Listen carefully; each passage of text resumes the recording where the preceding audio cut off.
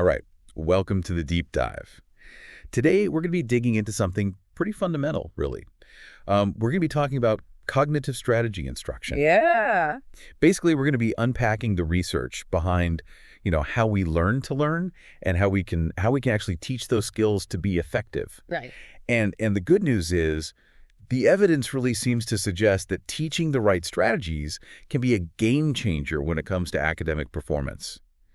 And these skills, these aren't like, some innate talent. These are things that can be learned and taught. That's right. And think of this deep dive as your personal guide through the world of research on cognitive strategy instruction. Right. And our mission here is to understand, the entire landscape. Yeah. Starting with, why these strategies are even needed in the first place. Right.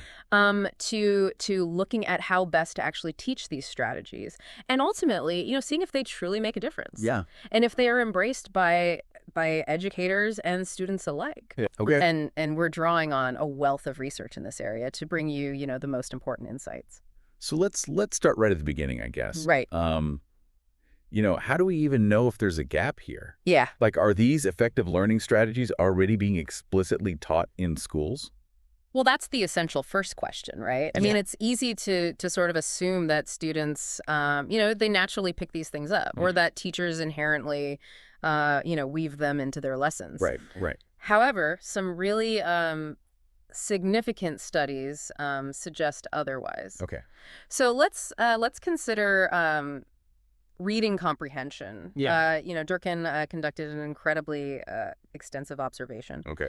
It was over 10,000 minutes across grades 3 to 6. Wow. And the striking finding was how little explicit instruction on reading comprehension strategies actually occurred. 10,000 minutes. That is a huge window into what's happening in the classroom. It is. It is. Yeah. And the takeaway was basically there's just a lack of this strategy being taught. Right.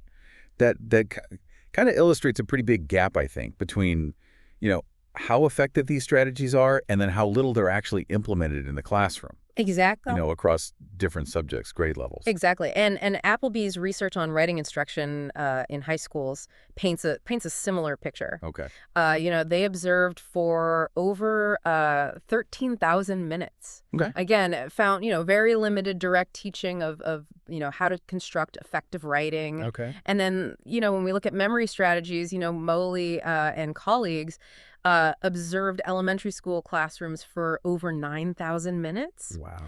And found that explicit memory strategy instruction happened in less than 2% of that time. Less than 2%. That's shocking, honestly. Right. These are pretty foundational skills we're talking about. Yeah.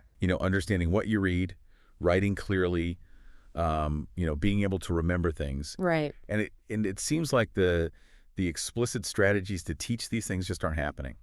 Right. At least not in any kind of substantial way if we're to believe these pretty massive observational studies. So what's really fascinating here, though, is to look at sort of the finer detail. Okay.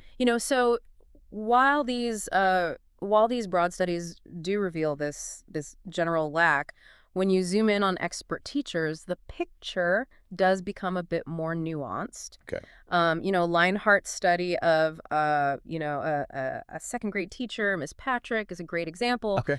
She was known for being really effective in teaching subtraction. Okay. And she dedicated, significant time to making sure her students truly understood the borrowing concept in subtraction. Okay. So it wasn't just about memorizing a procedure, right? No. She was focused on making sure that they really understood the underlying concept. Exactly. So they could apply it, to new problems. Precisely. And the results were quite impressive. Yeah. Students showed, clear improvements in their subtraction skills. Yeah.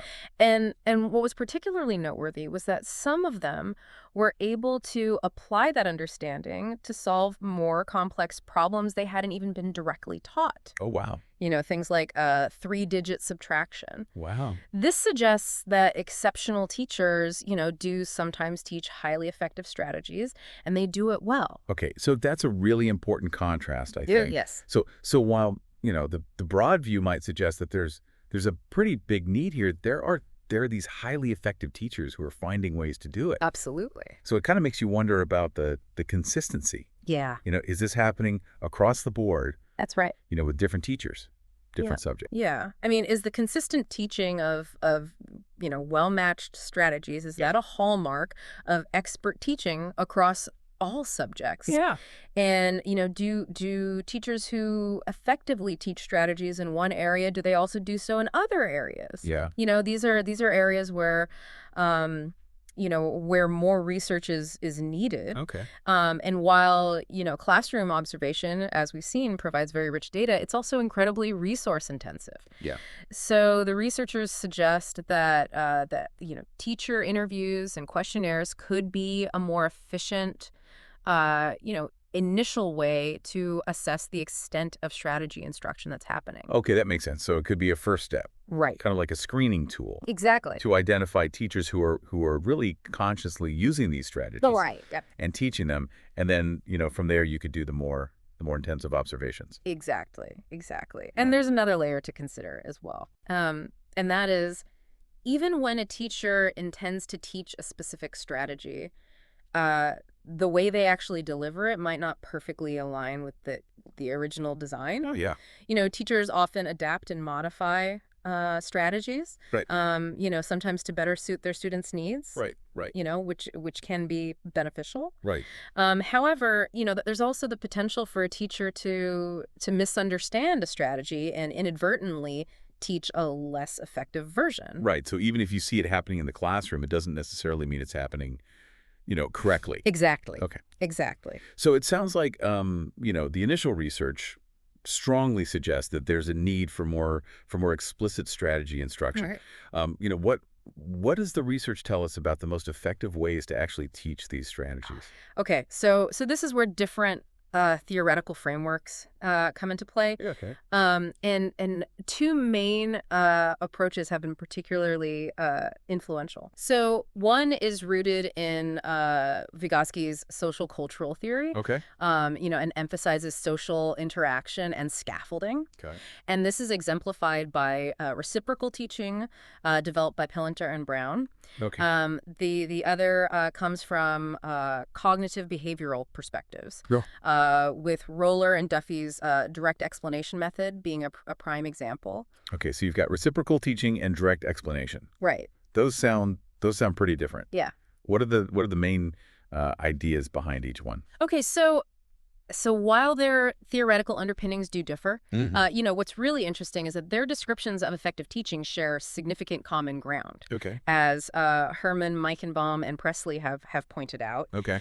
However, direct explanation, tends to place a stronger emphasis on instruction that is explicit, sequenced, and very, very clearly laid out. So think of it as a step-by-step, breakdown of the strategic thinking that's required for a task, accompanied by detailed explanations, and numerous concrete examples. Well, it's not just telling a student what strategy to use, but really showing them how to use it and why it works. Precisely. Okay. And it involves, actively engaging students, through frequent questioning to check their understanding, providing ample opportunities for them to practice the strategy, giving immediate and targeted feedback, and continuously monitoring their progress. Okay. And the feedback and any necessary re-explanations are even tailored to the individual needs of the students. Okay, so it's very deliberate, but also very, very supportive. Right.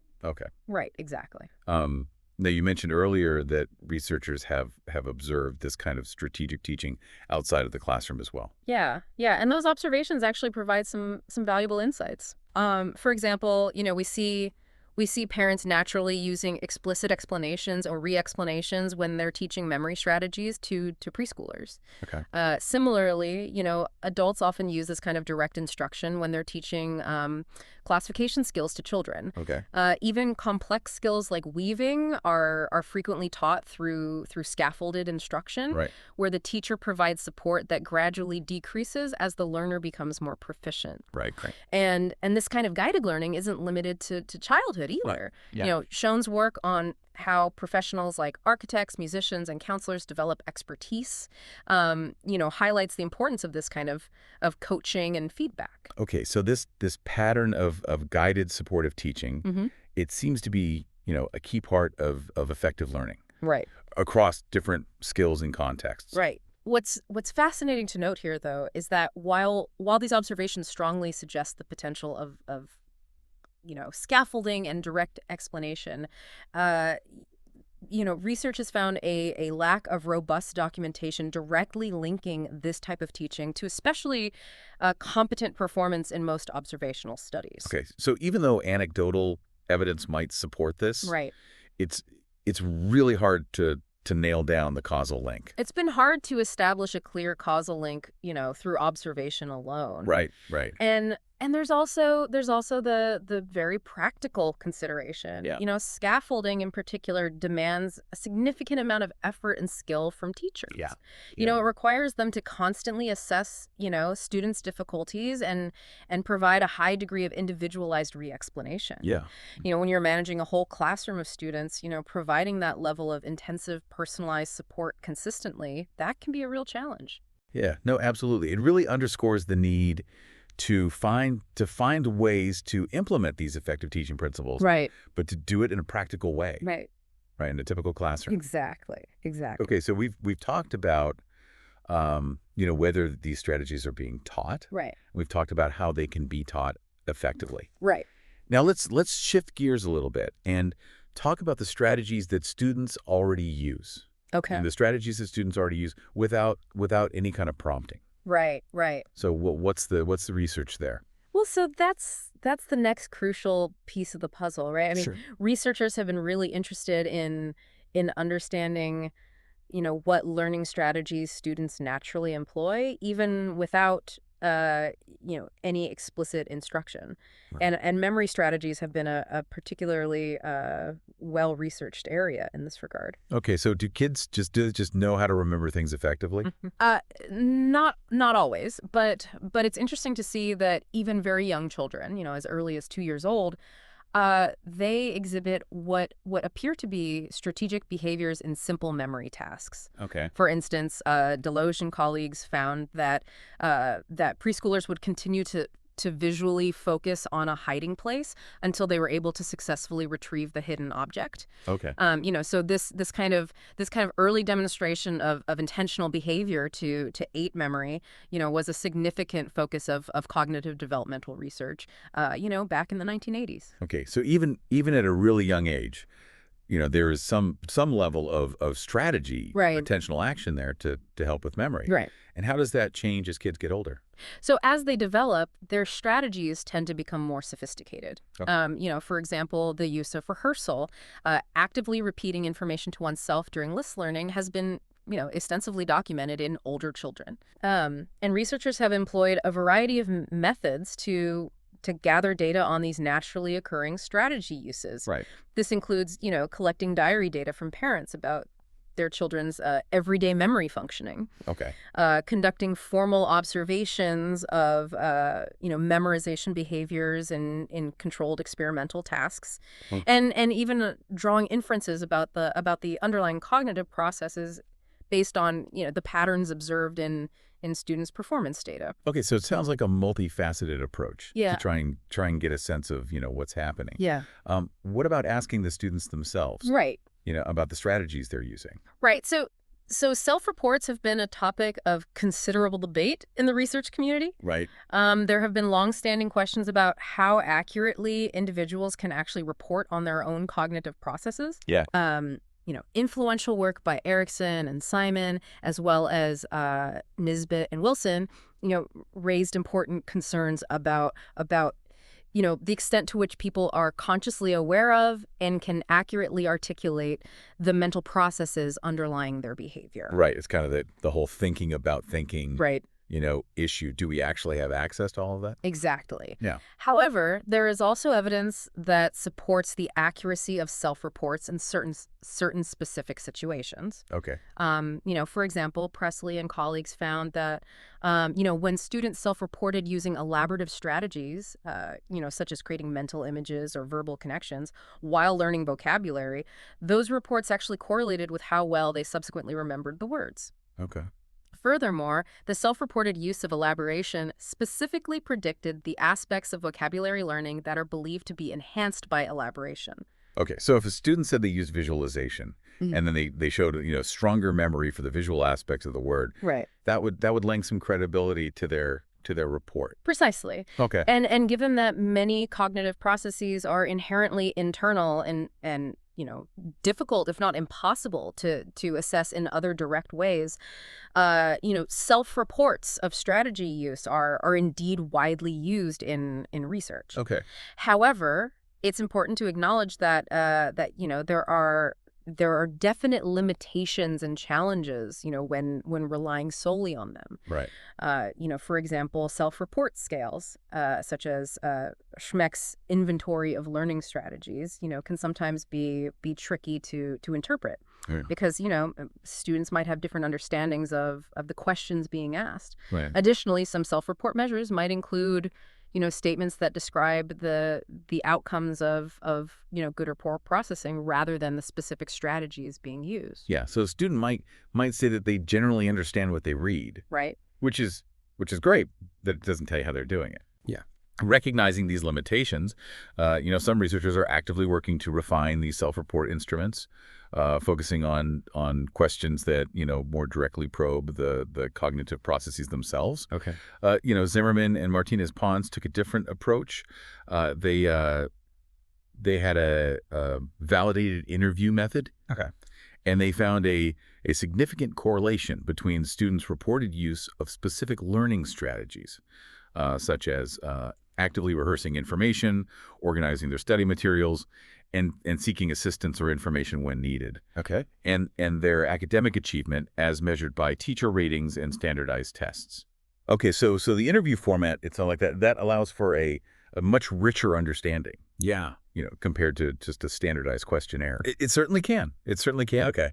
Meltzer surveys of problem solving and educational skills also take a more direct route by evaluating general strategic tendencies as students engage in various academic tasks. Right. This involves observing whether they, plan their approach, monitor their errors, engage in self-correction, as well as directly probing their awareness of the strategies they're using and their ability to apply them flexibly across different situations. Okay. So, for instance, in a categorization task, students might be asked to explain their reasoning, Okay. which can reveal the underlying strategies that they employed. So it's a combination of watching what they're doing, Right. and then asking them to actually articulate their thinking. Exactly. Right. So while the majority of instruments used to assess naturalistic strategy use are still self-report questionnaires, there is a clear trend towards incorporating more direct assessment methods, through observation and structured probing. Okay. However, the researchers emphasize that further psychometric evaluation is needed for all of these instruments to ensure their reliability and validity. It sounds like getting a clear sense of the strategies that students are using naturally is pretty complex, Yeah, but it's also a really important step. absolutely. If you're going to design effective and targeted instruction. Absolutely. Okay, so we've looked at, whether strategies are being taught, how they can be taught effectively, the strategies that students already use. Right. What about the actual process of developing, a strategy instruction intervention? Okay, so the development of an intervention can originate from, different sources. Okay. Sometimes it's driven by researchers who are grounded in learning theory, Okay. and other times it's educators, curriculum specialists and teachers who develop strategies based on their practical classroom experiences. Okay. The challenge here is that interventions developed solely by educators often lack the rigorous experimental evaluation that's needed to establish their effectiveness. While interventions developed purely by researchers, might not always be fully, practical or well suited for the complexities of real world classroom implementation. Right. So there can be a disconnect between the theory and the actual reality of the classroom. That's precisely why the researchers strongly advocate for collaboration between researchers and educators. Right. When theoretical knowledge is combined with practical classroom expertise, the result can be, strategies that are both firmly grounded in research and feasible to implement effectively in schools. Right. The University of Kansas Learning Strategies curriculum and Pelingsar's reciprocal teaching, are cited as successful examples of this kind of productive partnership. Okay, so you've got the researchers who are bringing the experimental rigor, Right. and then you've got the educators who are bringing the actual real-world knowledge. Exactly. Okay, that makes a lot of sense. Exactly. And during the initial stages of intervention development, even though it doesn't establish a cause and effect relationship, what's known as uncontrolled pre-test to post-test evaluation can be incredibly valuable. Okay. If students show improvement after receiving the instruction compared to their performance before, it provides, an encouraging initial signal that the strategy might be having the desired effect. Okay. Conversely, if there is no improvement, Yeah. that's a clear indication that the strategy, as it's currently being taught, isn't achieving its intended goal. So it's a way to get some early feedback Exactly. and refine the intervention before, you invest in more rigorous testing. Exactly. And Scriven's distinction between formative and summative evaluation is really key here. Okay. Formative evaluation is all about using data to improve the intervention as it's being developed. Okay. And pre-post tests are a common method for this. Summative evaluation comes later once the intervention is finalized, and that's when you employ more rigorous experimental designs to determine its overall effectiveness. So it sounds like the development process is very It should be. it's very iterative. It's responsive to the actual student learning. It should be, and the researchers emphasize that it's absolutely crucial for researchers to provide detailed and transparent accounts of how their interventions were developed. Yeah. This includes sharing insights gained from the formative evaluation process and providing all the necessary procedural details of the instruction. Right. This level of detail is essential for practitioners who want to implement the strategy in their own classrooms, Right. and for other researchers who wish to replicate the study. Sure. Unfortunately, the researchers note that many published articles on strategy instruction often lack this crucial level of detail.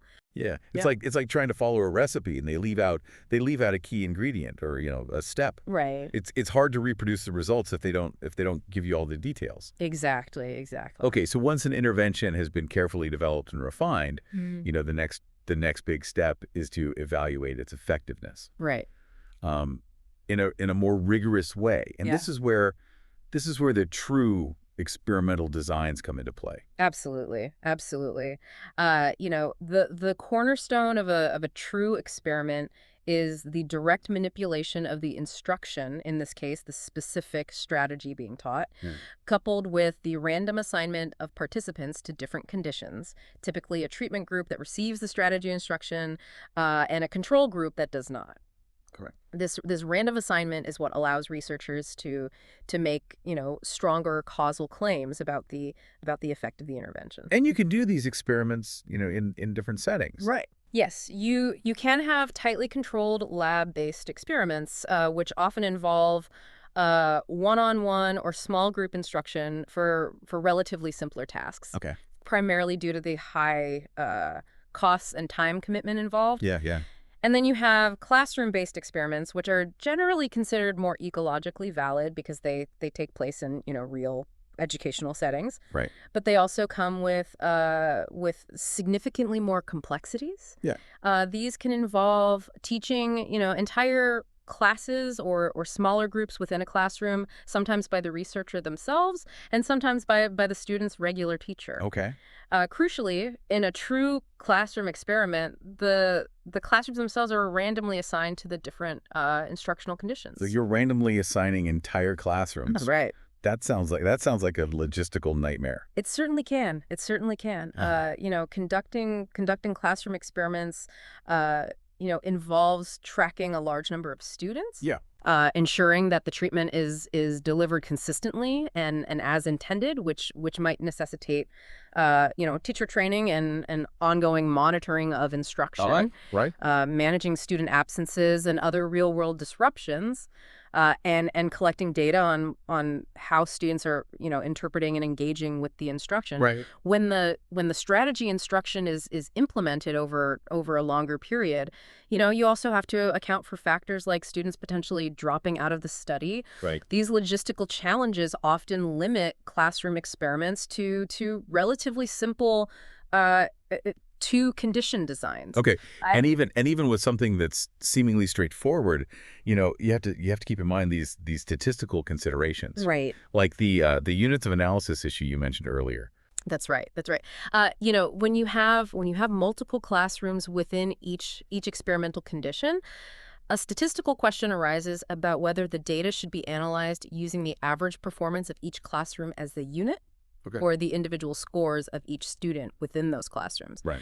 And the statistically more rigorous approach is generally to use the classroom means as the unit of analysis to ensure that the statistical errors are independent. Okay. However, this approach can sometimes lead to a reduction in statistical power, making it harder to detect smaller but potentially meaningful effects. Okay. So understanding the statistical consideration is crucial for accurately interpreting the results of classroom-based strategy instruction research. Right. So you have this trade-off between the statistical rigor and then the sensitivity to detect these smaller effects. Exactly. Yeah. The researchers also offer some practical advice for navigating the challenges of conducting these classroom experiments. Okay.